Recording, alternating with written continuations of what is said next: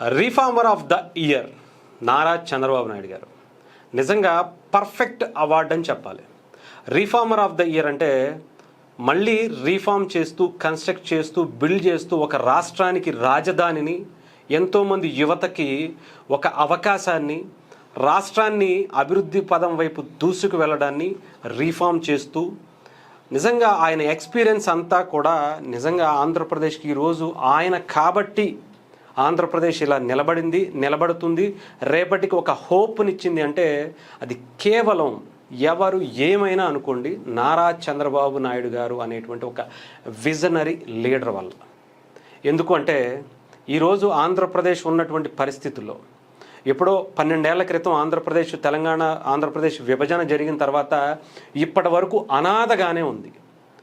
ఒక 5 ఏళ్ళు 2014 నుంచి 19 వరకు ఆంధ్రప్రదేశ్ని గాడిలో పెట్టాలి అనేటువంటి ప్రయత్నం చేసినా ఎంత ప్రయత్నం అయితే చేశారో 100% ఎఫెక్ట్ పెట్టి చేశారో దానికి ఇంకొక 1000% ఎఫెక్ట్ పెట్టి మొత్తం సర్వనాశనం చేశారని చెప్పాలి గత 2019 నుంచి 24 వరకు ఉన్నటువంటి జగన్మోహన్ రెడ్డి గారి ప్రభుత్వం. అలాంటి ఇంపాక్ట్తో ఆంధ్రప్రదేశ్ కొన్ని సంవత్సరాలు, కొన్ని దశాబ్దాలు వెనక్కి వెళ్ళిపోయింది. అసలు ఇంకా ఆంధ్రప్రదేశ్ కోలుకుంటుందా లేదా? ఆంధ్రప్రదేశ్ వైపు కనీసం కన్నెత్తి ఒక కంపెనీ, ఒక ఎంప్లాయ్మెంట్ క్రియేట్ చేయాలనేటువంటి ఆలోచనతో ఎవరన్నా రావాలన్నా భయపడిపోయినటువంటి పరిస్థితి కనిపించింది. అసలు నిజంగా అలాంటి పరిస్థితి నుంచి మళ్ళీ పవన్ కళ్యాణ్ గారు, చంద్రబాబు నాయుడు గారు, వీళ్ళ ముగ్గురు బీజేపీ కలిసి ఆంధ్రప్రదేశ్ని 2024లో ఎవరెవరి ఎజెండాలు ఎలా ఉన్నా కానీ ఆంధ్రప్రదేశ్ని బలంగా నిలబెట్టాలి అని చెప్పి చంద్రబాబు నాయుడు గారు లాంటి ఒక విజనరీ ఉన్నటువంటి వ్యక్తిని, ఒక ఎక్స్పీరియన్స్ ఉన్నటువంటి వ్యక్తిని, అంటే నిజంగా చెప్పాలంటే ఆంధ్రప్రదేశ్కి ఒక అదృష్టం అని చెప్పాలి.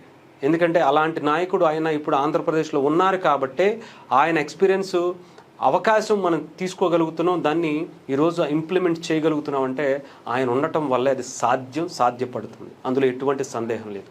ఎందుకంటే మిగతా వాళ్ళ ఎవరికి కూడా ఆంధ్రప్రదేశ్లో, తెలంగాణలో ఉన్నటువంటి ఏ రాజకీయ నాయకుడికి లేనటువంటి ఒక గొప్ప అవకాశం, ఎక్స్పీరియన్సు అంతా కూడా నారా చంద్రబాబు నాయుడు గారికి ఉంది. ఒక రాజధాని నిర్మాణం ఎలా చేయొచ్చు, ఒక కంపెనీ దగ్గరికి వెళ్ళి ఒక ప్రజెంటేషన్ ఇచ్చి మనం వాళ్ళని ఆంధ్రప్రదేశ్ వైపు ఎలా ఆకర్షించవచ్చు, దాని ద్వారా ఆంధ్రప్రదేశ్లో ఉపాధి అవకాశాలు ఎలా పెట్టచ్చు, ఇక్కడ ఉండేటువంటి అనేక అవకాశాలని వాళ్ళకి చూపించి వాళ్ళని పెట్టుబడిదారులుగా ఆకర్షించవచ్చు అనేటువంటిది నిజంగా ఆయనకి ఆ ఎక్స్పీరియన్స్ ఉంది కాబట్టి, హైదరాబాద్ లాంటి ఒక సైబరాబాద్ లాంటి నిర్మాణం చేశారు కాబట్టి ఆయనకి అది తెలుసు. ఏ కంపెనీతో ఎలా మాట్లాడితే, ఎలా ప్రజెంటేషన్ ఇస్తే, అసలు ప్రజెంటేషన్ అనేటువంటి తెలియనటువంటి టైంలోనే ఆయన హైదరాబాద్ కోసం ప్రజెంటేషన్స్ ఇచ్చినటువంటి గొప్ప చరిత్ర అయింది. అలాంటి వ్యక్తి డెఫినెట్గా పవన్ కళ్యాణ్ గారు ముందు చూసే అలాంటి వ్యక్తి ఉన్నారు కాబట్టే పదే ఆయన లాంటి వ్యక్తి ఆంధ్రప్రదేశ్కి ఇప్పుడు అవసరం అని చెప్పి ఆయన తగ్గి చంద్రబాబు నాయుడు గారి ఎక్స్పీరియన్స్ని చూసి ఆంధ్రప్రదేశ్కి ఇచ్చినటువంటి ఘనత. అలాంటి ఆయనకి ఈరోజు ఒక ఎకనామిక్స్ టైమ్స్ పత్రిక ఆయనకి business reformer of the year అవార్డుని ఈ నెల 25వ తారీఖున ప్రదానం చేయనుంది.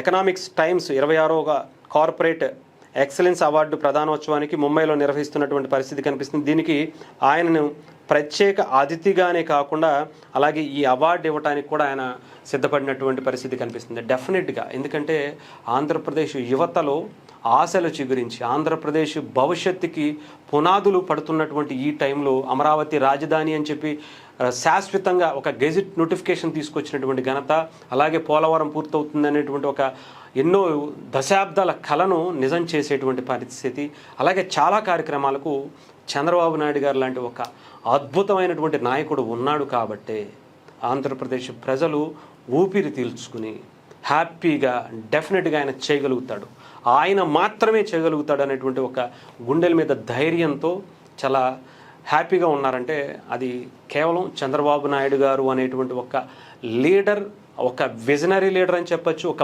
బ్రాండ్ అని కూడా చెప్పచ్చు. అలాంటి నాయకుడి గురించి ఈరోజు ఒక అవార్డు ఇవ్వటం అనేది చాలా గొప్ప విషయమే. కాకపోతే అలాంటివి నిజంగా చెప్పాలంటే చాలా రాబోతున్నాయి, రావాలి, ఇవ్వాలి అని కూడా కోరుకుందాం.